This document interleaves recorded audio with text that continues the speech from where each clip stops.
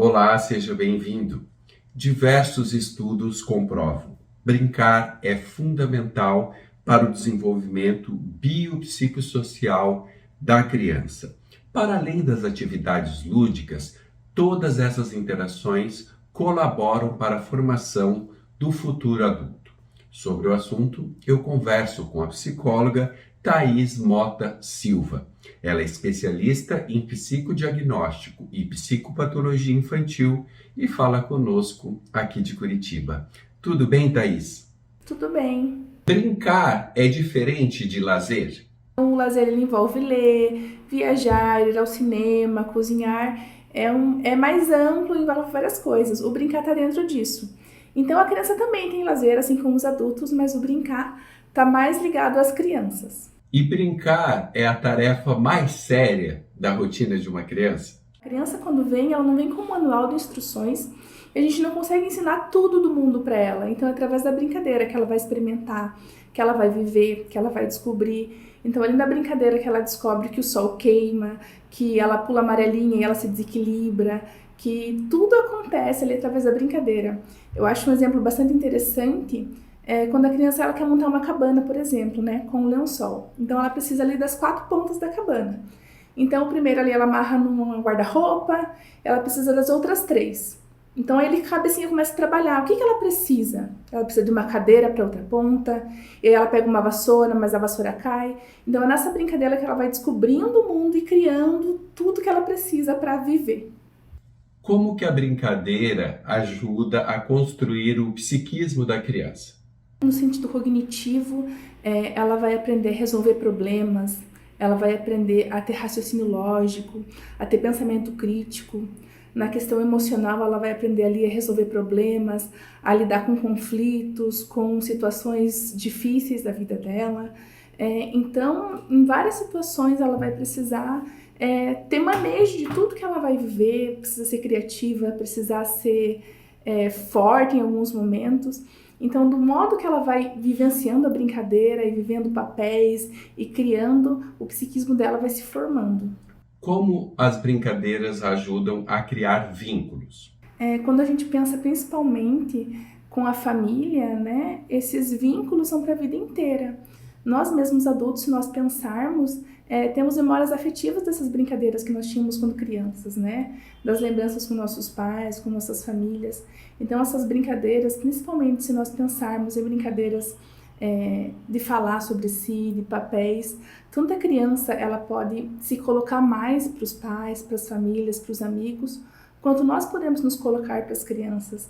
Então, esse momento ali com a criança, de brincar com ela, de sentar com ela no chão, de ouvir o que ela tem para dizer, os desejos dela e o que nós pensamos, isso é muito importante e não é só para aquele momento. É uma lembrança que essa criança e esse adulto vai ter para a vida inteira. Como a brincadeira ajuda no desenvolvimento motor? A criança vai correr, vai saltar, vai rastejar. Isso, no geral, é muito importante. No fino, ela vai aprender a cortar, a picotar, a manipular objetos, né? A lateralidade, o equilíbrio, postura. E tudo isso é importante para o desenvolvimento de uma pessoa saudável. E como ela ajuda nas interações sociais, não só com a família, mas fora dela? Brincadeira em grupos vai ajudar ela a pensar em sociedade, até habilidades sociais. Então a criança ela precisa aprender, primeiro, a compartilhar, né? Porque no primeiro momento, ainda que ela tenha irmãos, ela é sozinha, né? Ela é não sozinha, mas ela é o principal naquela casa, tudo é para ela. Então quando ela começa a crescer um pouquinho e se deparar com outras crianças, ela precisa começar a entender que ela precisa compartilhar, que ela precisa trocar de turno. O que é a troca de turno? É a minha vez e a sua vez. É o esperar, é o não é tudo agora, é o se frustrar, que aquele não é meu, que eu não vou levar para casa. Então, tudo isso, né? Se é um grupo maior, tem outras crianças, outras realidades. Ela vai precisar ter inteligência emocional, de que eu estou triste agora ou eu estou feliz, como a outra criança está se sentindo, ter empatia pelo sentimento do outro. Também o trabalho em equipe, nós precisamos chegar no objetivo, vamos trabalhar juntos, a ter, quando for necessário, a liderança de liderar uma equipe, um grupo de crianças. Então, ter habilidades sociais, né? E as coisas básicas que a gente ensina, mas ela precisa de prática, de dar o bom dia, o obrigado, com licença. Então, além de brincar em conjunto, em grupo, é muito importante para ter essas habilidades básicas, né? Para ela se desenvolver de forma saudável. E como deve ser a negociação sobre quais brincadeiras e quando elas podem ser realizadas entre os pais e as crianças? É muito importante envolver a criança nessa brincadeira, né? Colocar ela como um ser importante, não só como um ser passivo que só recebe as ordens. Então é bom negociar do que ela gosta de brincar, sempre buscar variar essa brincadeira, para ela ter oportunidades de brincar de coisas diferentes e, né, negociar com as responsabilidades que ela tem. Então você precisa fazer as atividades da escola, você precisa cumprir com as suas obrigações dentro de casa, de acordo com a faixa etária, né? Colocar tarefinhas para ela. E negociar ali nos finais de semana a gente consegue dar um tempo mais longo, depois da escola, depois de cumprir as obrigações e de acordo com a disponibilidade ali da família. Qual é o tempo ideal para a criança brincar diariamente? 2, 3 horas seria o mínimo de tempo, porque o brincar não é só um lazer, não é só um tempo perdido, é um tempo investido. E até que idade a criança pode e deve brincar? Não existe uma idade para parar de brincar. Até adulto a gente pode e deve brincar, né? É saudável, é um momento de lazer, é um momento que desestressa. Então a criança ali, quando ela é muito bebezinho ainda, ela brinca de chocalho, de bloquinhos de empilhar, ela vai crescendo, vai gostando de outras brincadeiras, na escola com os pares, né? O adolescente ele cresce, gosta de videogames, de música, de outros tipos de jogos de tabuleiro, e até mesmo nós adultos, né? Jogos de cartas e coisas assim. Então, brincar, jogar é sempre muito saudável, mas o importante é que essa brincadeira esteja de acordo com a faixa etária, né? Que esteja de acordo com a maturidade mental do sujeito. Caso contrário, isso é um pouco preocupante, porque daí não acompanha, daí é necessário ver se tem algum atraso, algum diagnóstico diferente do esperado. Qual a diferença do brincar na escola e do brincar em casa? Na escola, geralmente o ambiente é mais estruturado, né? É o ambiente mais fechado ali da escola, e em casa ou em outros ambientes varia, é parque ou um jardim em outros lugares. Na escola também, geralmente, né, tem a supervisão e a mediação de um adulto. E em outros ambientes acaba sendo um pouco mais livre, não sempre, né, mas acaba. Então as crianças têm que lidar ali. A escola também põe objetivos mais pedagógicos, geralmente vinculados à atividade que está sendo colocada. Então tem algumas diferenças aí, mas ambas são bem importantes para o desenvolvimento da criança. Nas férias dos pais, por que mandar as crianças para as colônias de férias? As colônias de férias são muito legais porque oportunizam para a criança experiências totalmente diferentes daquilo que elas estão vivendo no dia a dia, né? Mesmo que elas tenham vivência em outros ambientes, são coisas totalmente novas. Então, dão oportunidades delas criarem, delas explorarem, delas vivenciarem, assim, ambientes novos, experiências novas. Também incentivam a independência, porque são adultos diferentes, né? Porque a professora ela já conhece, a família já conhece, então ela precisa dirigir uma pessoa nova, a ter iniciativa, a conhecer outros amigos, a conhecer essas pessoas, a fazer novas amizades, criar novos vínculos. São muito legais, mas é importante que os pais também estejam cientes que também é importante nas férias ter esse contato com as crianças. As colônias são muito importantes e muito legais, mas o contato com a família, essa vivência no dia a dia não pode ser deixada de lado.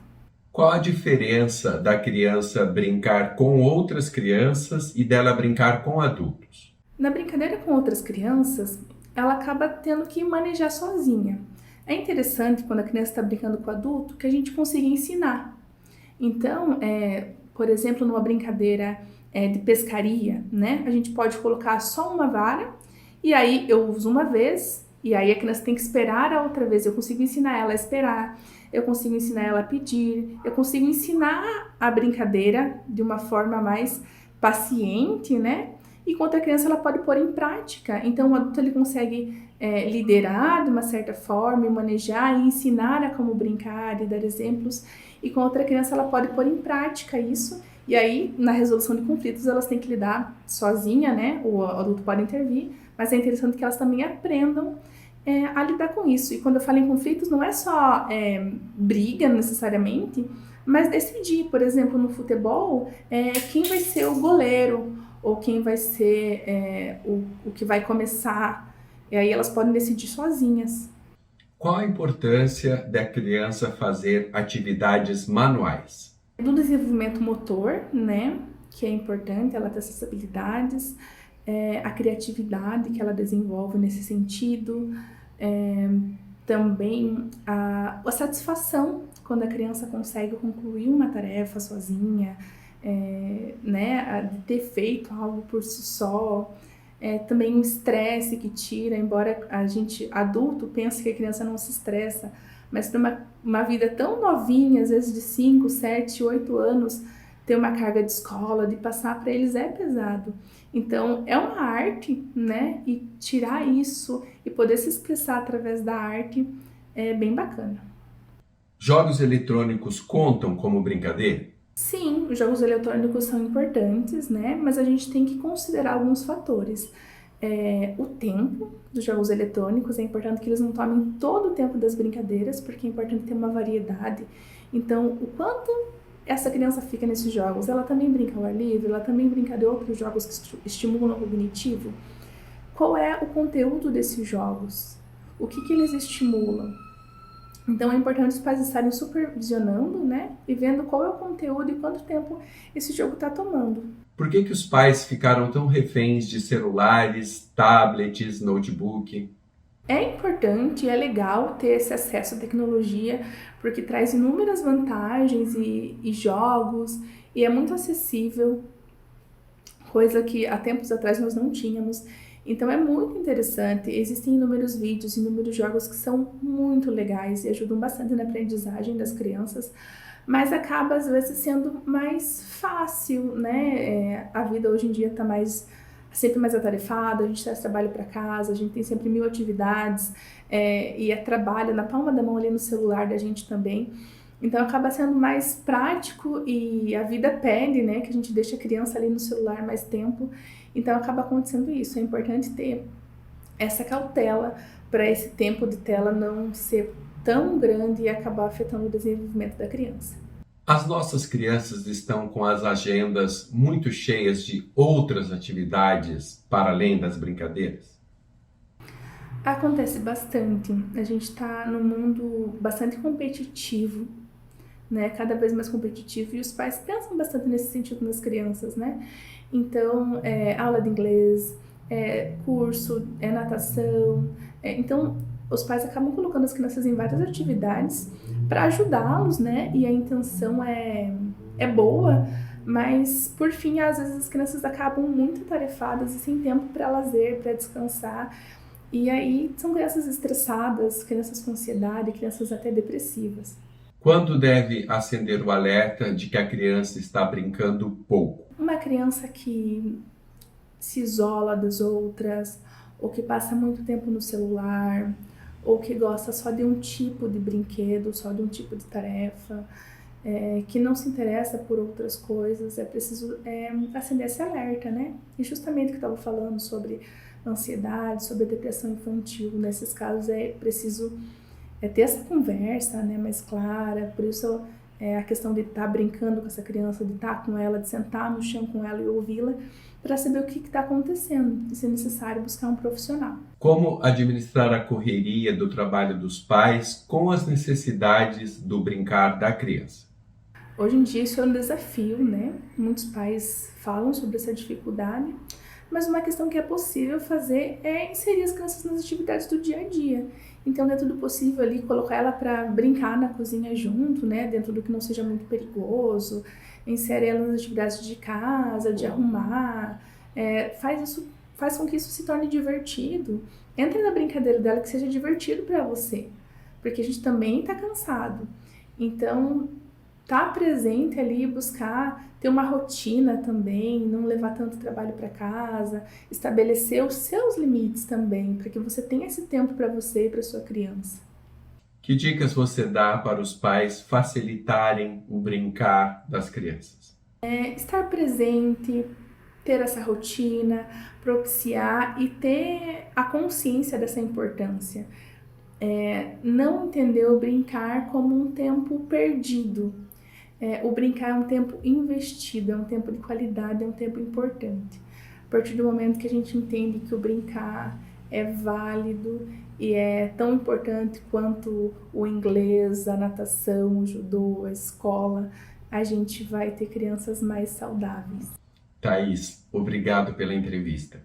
Obrigada. E a você, obrigado pela atenção e até o próximo vídeo.